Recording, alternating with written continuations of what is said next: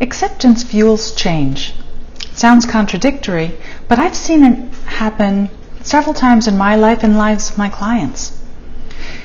First, let's get clear about the definition. Let's take our aging bodies. There's a few different perspectives we can take. We can be in denial. I'm getting old, but I'm going to fight it every step of the way.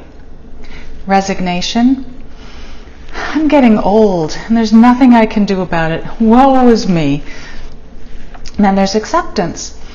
Yeah, I'm getting old. I have a few more limitations, but there's still a lot that's available to me. Here's a way that it showed up in my life. When I was 35, I injured my back to the point where I couldn't sit down for 3 years, more than 3 years. At first, I was in denial. I had been strong, and now I can't even carry 2 gallons of milk without injuring myself.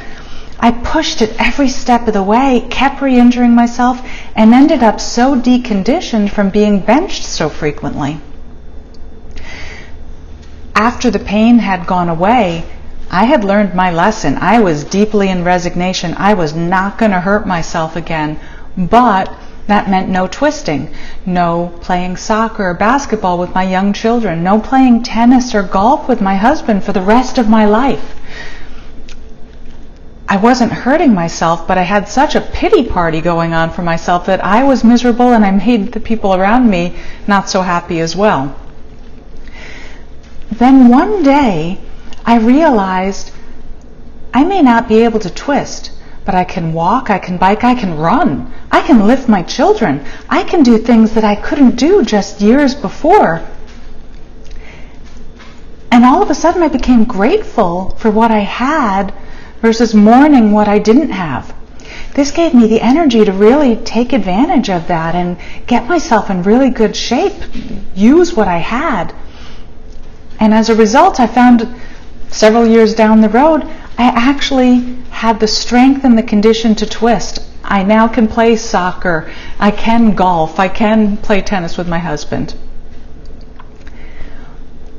I've seen that acceptance helps us by giving us energy that's wasted in denial or that's drained from us in resignation. And this energy opens up possibilities that we couldn't see before. I've seen this in my clients. One of my clients is a news junkie, but she gets miserable because of the state of the world right now. Once she came to accept this and limit her news consumption, her anxiety started to lift. Another client of mine, who's a very creative guy, didn't want to be bound. He came to me because he wanted to make his living off of his creativity. So we put some structures in place to explore that, and he quickly realized he doesn't want to be bound in his creativity by having to earn money from it. What he really wants is to retire.